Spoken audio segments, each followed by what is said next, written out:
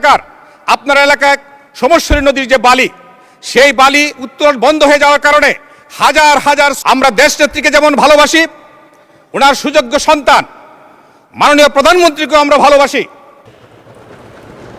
আলোচনায় অংশগ্রহণ করবেন নেত্রকোনা 5 আসন থেকে নির্বাচিত মাননীয় সদস্য জনাব মাসুম মুস্তফা। জনাব মাসুম মুস্তফা, আপনার সময় 5 মিনিট। ধন্যবাদ আপনাকে। ইন্নাল হামদালিল্লাহ ওয়াসসালাতু ওয়াসসালামু আলা রাসূলিল্লাহ। মাননীয় স্পিকার, আপনাকে ধন্যবাদ। মাননীয় স্পিকার, গত 24 তারিখে আমার প্রাণ নাশের জন্য যে আক্রমণ হয়েছিল সেই সম্পর্কে আপনি অবগত আছেন। ওই দিন যদি এই সন্ত্রাসীদের মিশন সফল হতো তাহলে হয়তো আজকে এখানে কথা বলার সুযোগ হতো না। আল্লাহর মেহেরবানিতে আল্লাহ তাদের ষড়যন্ত্রকে ব্যর্থ করে দিয়েছেন, এজন্য আল্লাহর শুকরিয়া জ্ঞাপন করছি, আলহামদুলিল্লাহ। এই ঘটনার প্রেক্ষিতে আপনি নিন্দা জানিয়েছেন। জেলা বিএনপির সম্মানিত সভাপতি মাননীয় এমপি ডক্টর আনোয়ার হোসেন সাহেব, জেলা বিএনপির সম্মানিত সেক্রেটারি মাননীয় এমপি রফিক হোসেন হেলালজি সাহেব নিন্দা জানিয়েছেন, আমাকে ফোন করে সমবেদনা জানিয়েছেন। এজন্য আপনাদের সকলের প্রতি আমি কৃতজ্ঞতা জানাই। মাননীয় স্পিকার, যে বিষয়ের উপর বক্তব্য দিতে হচ্ছে, আপনার ডান পাশে বাম পাশে আমরা যারা আছি জনগণের ভোটে নির্বাচিত হয়ে এসেছি। জনগণ কোনো ফ্যাসিস্ট বা ফ্যাসিস্টের দূষরকে ধন্যবাদ দেওয়ার জন্য আমাদেরকে ভোট দেয় নাই। মাননীয় স্পিকার, যদি ফ্যাসিস্ট প্রেসিডেন্টকে ধন্যবাদ দিতে হয়, চুপ্পু সাহেবকে যদি আমরা ধন্যবাদ দিতে পারি, তাহলে শেখ হাসিনাকে ধন্যবাদ দিতে অসুবিধা কোথায়? মাননীয় স্পিকার, মাননীয় স্পিকার, মাননীয় স্পিকার, যদি আমি বিশ্বাস করি, যদি আপসহীন নেত্রী বেগম খালেদা জিয়া এই সংসদে থাকতেন, আমি বিশ্বাস করি তিনি এই চুপ্পু সাহেবকে এই সংসদে বক্তৃতা দেওয়ার সুযোগ দিতেন না। মাননীয় স্পিকার,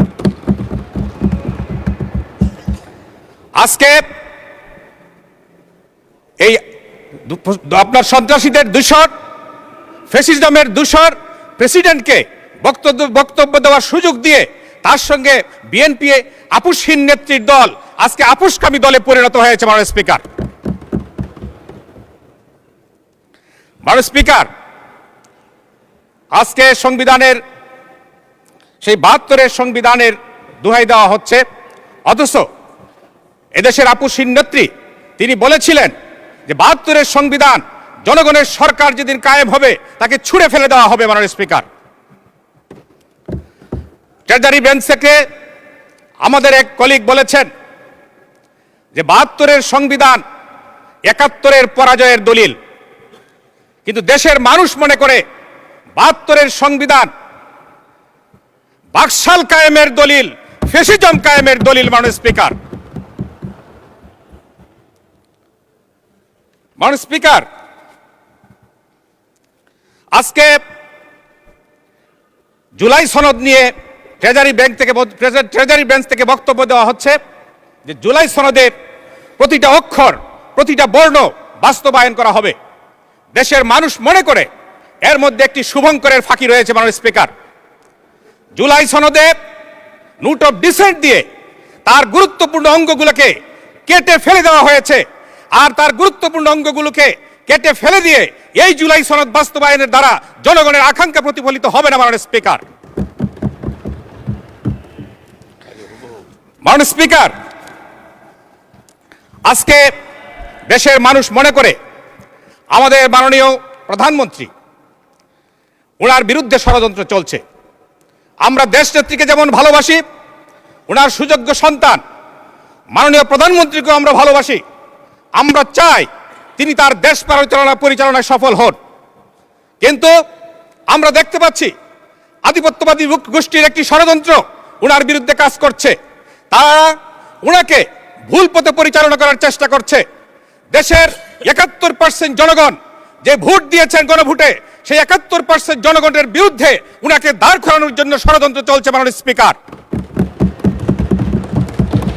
আমরা বিশ্বাস করি শহীদ প্রেসিডেন্ট জিয়াউর রহমান যেভাবে সকল ষড়যন্ত্রের জাল ছিন্ন করে সিপাহী জনতার কাতারে এসে দাঁড়িয়েছিলেন, আমাদের মাননীয় প্রধানমন্ত্রী সেইভাবে আধিপত্যবাদী গোষ্ঠীর ষড়যন্ত্রের জালকে ছিন্ন করে সেই গণভোটের পক্ষে এসে তিনি দাঁড়াবেন। মাননীয় স্পিকার, মাননীয় স্পিকার, আমাদের এই পার্লামেন্টে এক ইতিহাস সৃষ্টি হয়েছে।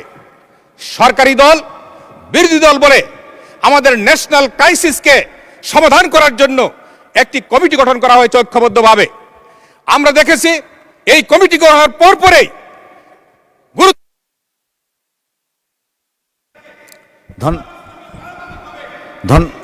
ধন্যবাদ মাননীয় সদস্য, আপনার বক্তব্য তো সমাপ্ত হয়েছে। আচ্ছা জি,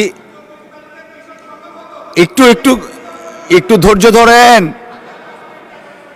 একটু ধৈর্য ধরেন, আপনাকে আর 2 মিনিট সময় বাড়ানো হলো। ধন্যবাদ, 2 মিনিটস। মাননীয় স্পিকার, আমি আপনার এলাকার কথাও বলতে চাই। মাননীয় স্পিকার, মাননীয় স্পিকার, আমি আমার এলাকায় আগে আমার পূর্বধলায় পৌরসভা ছিল, ফ্যাসিস্ট আমলে সেই পৌরসভাকে বাতিল করা হয়েছে। আমি এই পৌরসভা আবার পুনঃপ্রতিষ্ঠা চাই। মাননীয় স্পিকার, পূর্বধলায় পূর্ব নেত্রকোনার প্রবেশদ্বার হচ্ছে শ্যামগঞ্জ।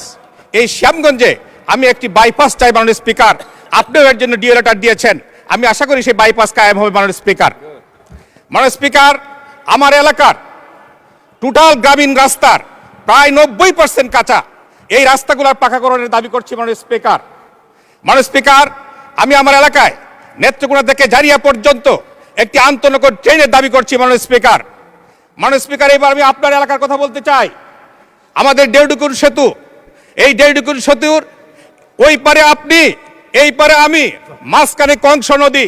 মাননীয় স্পিকার, এই কংস নদীর দাবি ব্রিজ বহুদিনের প্রত্যাশা, আশা করি আপনার মাধ্যমে এই কংস নদী বা কষ্ট নদী ব্রিজ বাস্তবায়ন হবে। মাননীয় স্পিকার, মাননীয় স্পিকার, মাননীয় স্পিকার, আমি আপনার মাধ্যমে আমি চাই আপনার মাধ্যমে জারিয়া থেকে দুর্গাপুর হয়ে কলমাপান্তা পর্যন্ত রেল লাইন এক্সটেনশন হবে। মাননীয় স্পিকার, এই জন্য আপনার মাধ্যমে মাননীয় মন্ত্রীর কাছে দাবি জানাচ্ছি। মাননীয় স্পিকার, মাননীয় স্পিকার, আরেকটি গুরুত্বপূর্ণ বিষয় আপনার এলাকায় সমস্বরী নদীর যে বালি, সেই বালি উত্তোলন বন্ধ হয়ে যাওয়ার কারণে হাজার হাজার শ্রমিক বেকার হয়ে গিয়েছে। মাননীয় স্পিকার, সেই বালি উত্তোলনের মাধ্যমে শ্রমিকদের কর্মসংস্থান হবে এবং আমাদের দেশের ডেভেলপমেন্ট ত্বরান্বিত হবে। মাননীয় স্পিকার, তাই জন্য সেই বালি উত্তোলনের জন্য সেই সহযোগিতার জন্য আপনার মাধ্যমে সহযোগিতা চাচ্ছি। মাননীয় স্পিকার, মাননীয় স্পিকার, আমি আপনাকে ধন্যবাদ জানাই।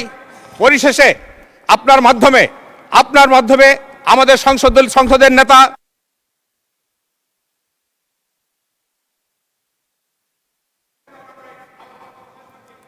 ধন্যবাদ মাননীয় সদস্য।